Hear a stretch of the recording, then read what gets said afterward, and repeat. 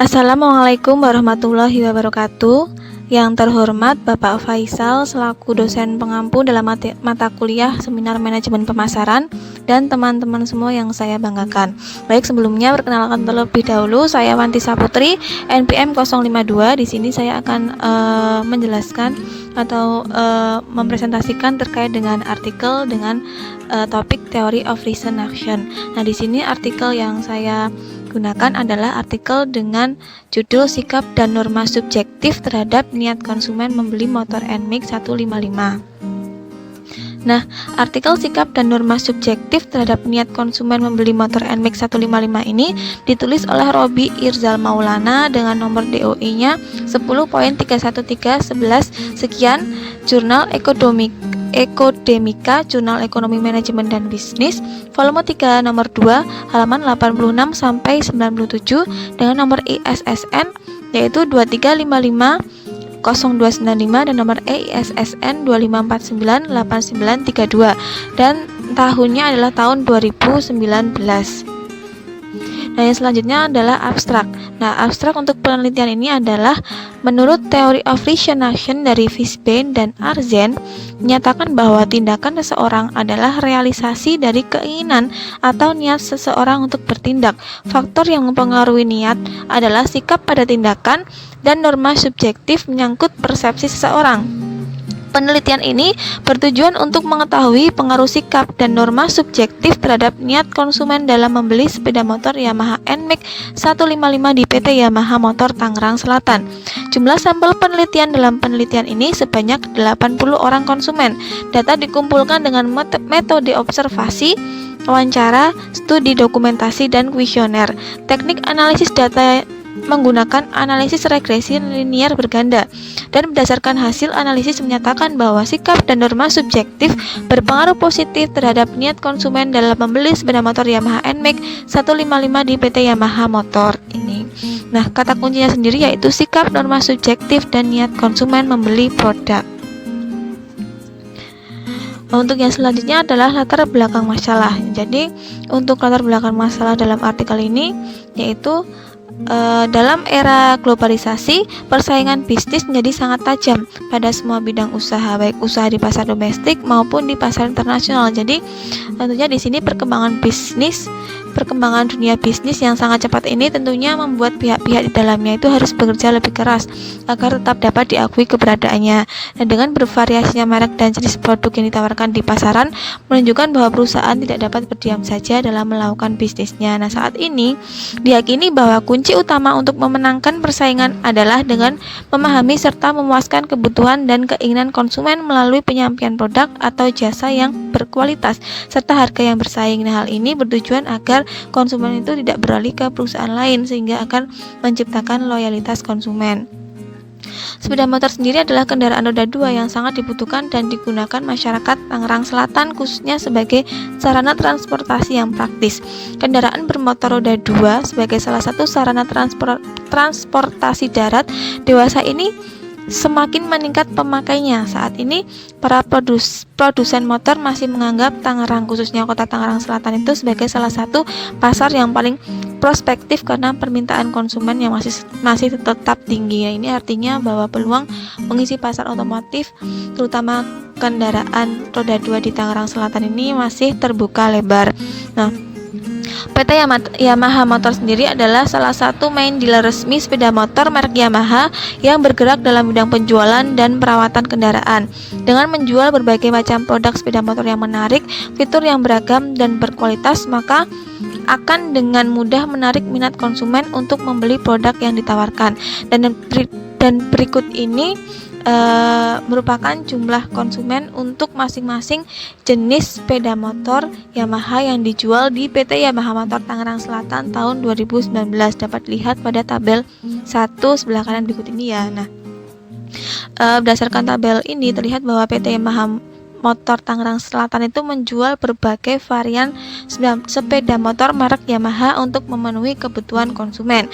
Dan dari data ini juga menunjukkan bahwa Yamaha NMAX 155 mempunyai jumlah penjualan tertinggi dari beberapa jenis atau varian Yamaha yang ditawarkan dengan total konsumennya sejumlah 1.250 orang. Nah, sehingga di sini penulis ingin mengetahui pengaruh dari sikap dan norma subjektif terhadap niat konsumen dalam membeli sepeda motor Yamaha NMAX 155 di Yamaha Motor Tangerang Selatan. Selanjutnya adalah hipotesis. Nah, hipotesis dalam artikel ini ada 3 ya. Yang pertama yaitu sikap dan norma subjektif berpengaruh positif dan signifikan terhadap niat konsumen dalam membeli sepeda motor Yamaha NMAX 155 di PT Yamaha Motor Tangerang Selatan. Di sini mungkin maksudnya adalah berpengaruh secara simultan ya. Terus yang H2-nya adalah sikap berpengaruh positif dan signifikan terhadap niat konsumen dalam membeli sepeda motor Yamaha NMAX 155 di PT Yamaha Motor Tangerang Selatan. Dan di sini maksudnya sikap berpengaruh secara parsial terhadap niat konsumen. Terus yang H3-nya adalah norma subjektif berpengaruh positif dan signifikan terhadap niat konsumen dalam membeli sepeda motor Yamaha NMAX 155 di PT Yamaha Motor Tangerang Selatan. Ini juga berpengaruh parsial terhadap niat konsumen. Ya, selanjutnya adalah pengujian instrumen penelitian. Nah, karena penelitian ini menggunakan kuesioner yang disebarkan kepada responden untuk pengumpulan data, maka pengujian instrumen perlu untuk dilakukan, dan pengujian instrumen tersebut menggunakan uji validitas dan uji reliabilitas. Nah, di mana instrumen yang valid itu berarti alat ukur yang digunakan untuk mendapatkan data dapat digunakan untuk mengukur apa yang seharusnya diukur. Dan instrumen yang reliable adalah instrumen yang bila digunakan beberapa kali untuk mengukur objek yang sama itu akan menghasilkan data yang sama. Nah, menurut Sugiono tahun 2012 halaman 172, ketentuan suatu instrumen dikatakan valid itu adalah apabila memiliki koefisien korelasi person product moment atau R itu lebih besar dari 0,3 dengan alfanya 0,05, dan suatu instrumen dikatakan reliable apabila memiliki koefisien alfa lebih besar dari 0,60. Dan tabel berikut ini merupakan rekapitulasi hasil uji validitas dan reliabilitas instrumen penelitian dalam artikel ini. Nah, berdasarkan tabel tersebut dapat terlihat bahwa instrumen penelitian untuk variabel sikap dan norma subjektif seluruhnya adalah valid dan reliable. Karena dikatakan valid karena koefisien korelasinya lebih besar dari 0,30, dan dikatakan reliable karena koefisien Cronbach alfanya lebih besar daripada 0,60. Nah, hal ini berarti bahwa instrumen penelitian dalam artikel ini syah, yaitu pertanyaan-pertanyaan pada kuesioner mampu mengungkapkan apa yang diukur oleh kuesioner dan handal karena jawaban tiap responden dianggap konsisten atau stabil dari waktu ke waktu. Tapi di sini ada kekurangan karena penulis tidak menunjukkan uji instrumen untuk variabel Y-nya atau variabel niat konsumen untuk membeli sepeda motor Yamaha NMAX 155, dan hanya menunjukkan untuk variabel X-nya saja, yakni sikap yang terdiri dari keyakinan dan evaluasi, dan norma subjektif yang terdiri dari keyakinan normatif dan motivasi. Yang selanjutnya adalah pengujian hipotesis. Nah, setelah diketahui validitas dan reliabilitas instrumen penelitian, maka selanjutnya baru dilakukan analisis data, dan penelitian ini menggunakan analisis data berupa analisis regresi linear berganda, yang mana analisis regresi linear berganda ini dipergunakan untuk menjawab hipotesis 1, hipotesis 2, dan hipotesis 3. Nah, model regresi berganda yang dipergunakan dalam penelitian ini adalah Y sama dengan alfa plus beta 1 untuk X1 plus beta 2 X2 plus E. Nah, keterangannya di mana Y merupakan niat konsumen dalam membeli sepeda motor Yamaha NMAX 155, alfa adalah nilai konstantanya, X1 merupakan variabel sikap, X2 merupakan variabel norma subjektif, beta 1 adalah koefisien regresi dari sikap atau X1, beta 2 adalah koefisien regresi dari norma subjektif atau X2, dan E di sini adalah faktor residual.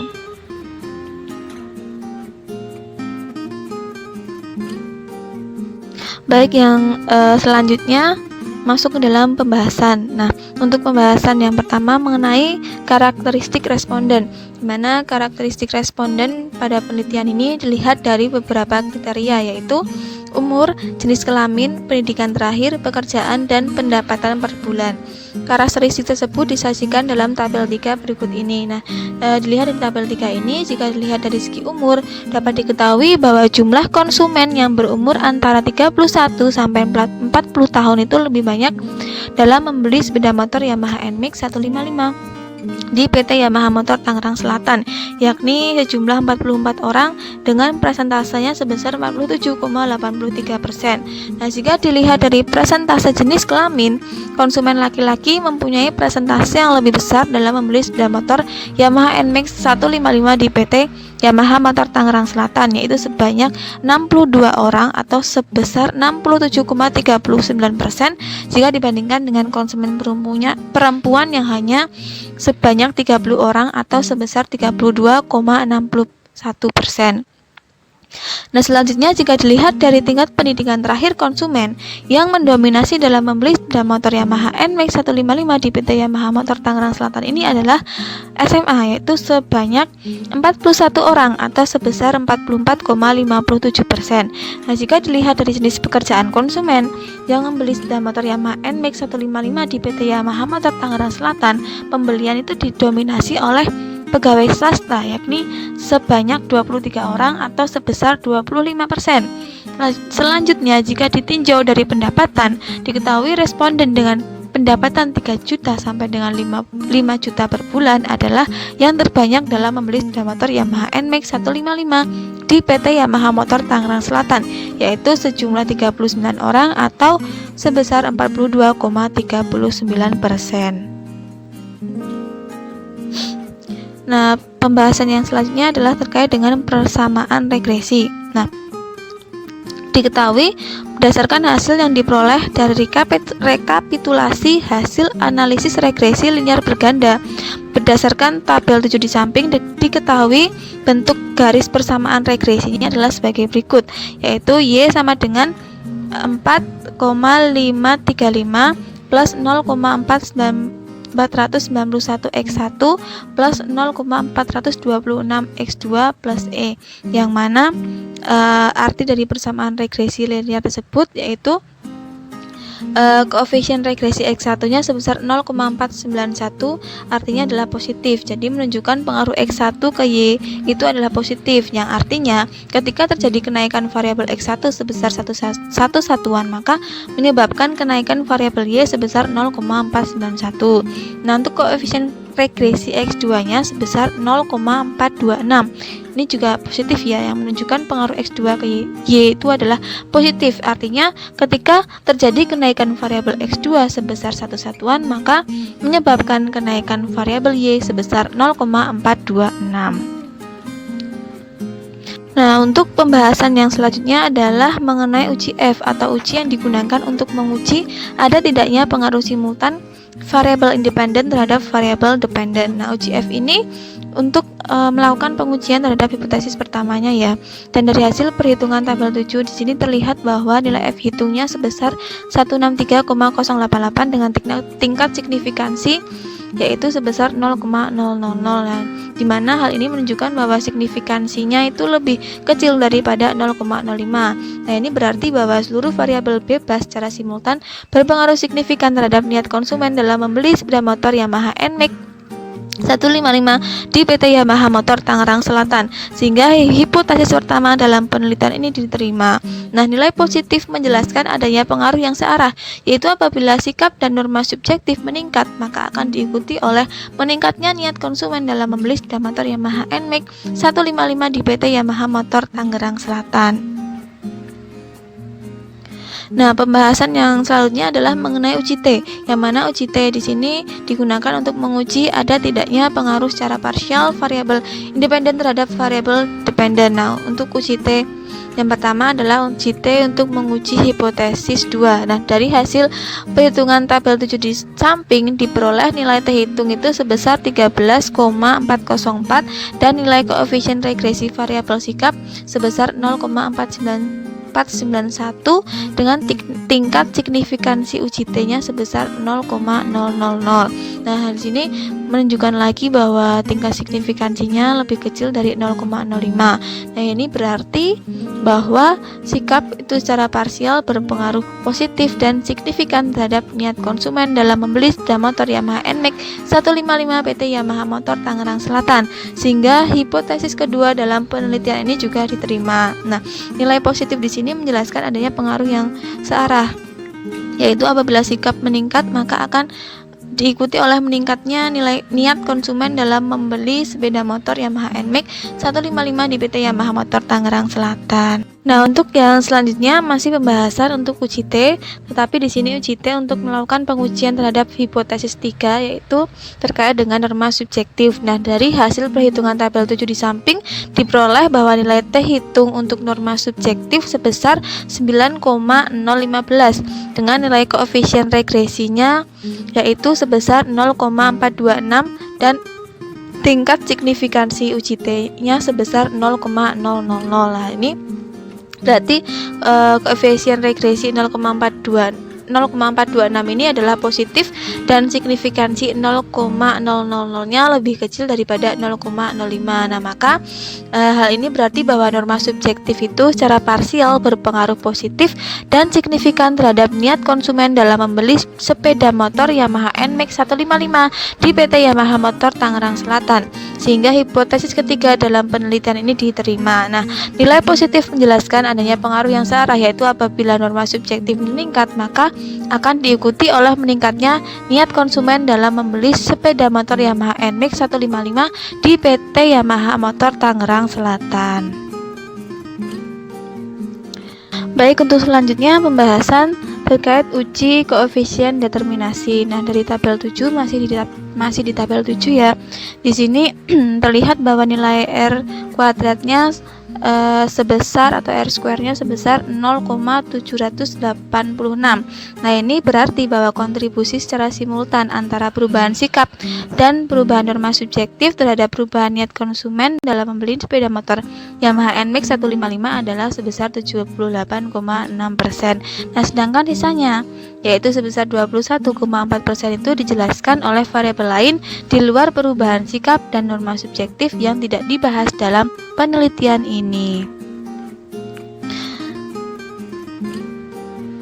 Selanjutnya adalah kesimpulan. Nah, berdasarkan hasil analisis data dan pembahasan yang telah diuraikan pada bab sebelumnya, dapat disimpulkan bahwa variabel sikap konsumen dan variabel norma subjektif baik secara simultan maupun parsial berpengaruh positif dan signifikan terhadap niat konsumen dalam membeli sepeda motor Yamaha NMAX 155 di PT Yamaha Motor Tangerang Selatan.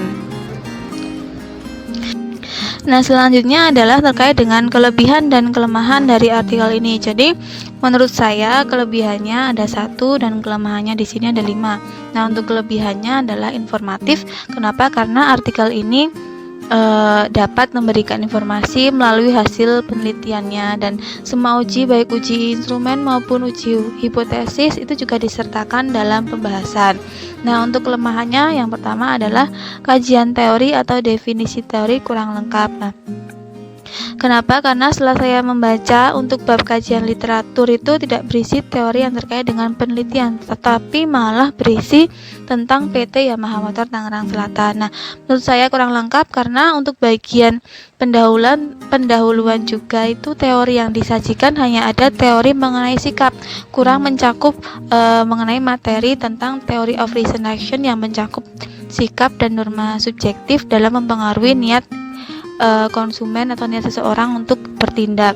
Nah, kelemahan yang kedua adalah penulisan hipotesis membingungkan pembaca. Kenapa? Karena setelah saya baca isi artikel ini, pada bagian awal penulis hanya menuliskan H1 saja, tetapi pada bagian pembahasan tertulis ada 3 hipotesis, sehingga pembaca bisa saja bingung mengenai jumlah hipotesis dalam penelitian ini. Terus yang ketiga adalah banyak kesalahan penulisan atau typo. Nah, seperti misalnya untuk penulisan jumlah sampel. Nah, sampel yang digunakan menurut hasil rumus Lovin dalam artikel ini itu adalah sebesar 92 responden, tetapi penulis menuliskan sampel itu berjumlah 80 sampel pada abstrak dan juga hasil perhitungannya. Nah, untuk kelemahan yang keempat adalah kriteria responden yang digunakan untuk penelitian ini membingungkan pembaca karena setelah saya baca, metode pengambilan sampel dalam penelitian ini kan adalah purposive sampling, yang mana salah satu kriteria sampel yang digunakan itu adalah konsumen dengan pendidikan minimal SMA dengan usia minimal itu 21 tahun. Tetapi dalam pembahasan di karakteristik responden itu terlihat bahwa untuk kategori pendidikan terakhir respondennya itu ada responden yang berpendidikan SMP bahkan SD. Ya, yang terakhir kelemahannya adalah penulisan jumlah konsumen motor Yamaha NMAX 155 di PT Yamaha Motor Tangerang Selatan tahun 2019 membingungkan pembaca. Kenapa? Karena setelah saya baca pada bagian awal pendahuluan tertulis bahwa jumlah konsumen motor Yamaha NMAX di PT Yamaha Motor Tangerang Selatan itu di tahun 2019 itu sebesar 1.250 konsumen, tetapi pada saat mencari jumlah sampel dengan rumus Lovin, penulis menuliskan jumlah N atau populasinya itu sebesar 1.202 konsumen, sehingga itu kan akan membingungkan pembaca terkait dengan jumlah populasinya atau jumlah konsumen yang membeli sepeda motor Yamaha NMAX di PT Yamaha Motor Tangerang Selatan tahun 2019. Sekian penjelasan mengenai artikel ini dari saya. Ada kekurangan saya mohon maaf, atau ada pertanyaan nanti bisa ditanyakan. Sekian, wassalamualaikum warahmatullahi wabarakatuh.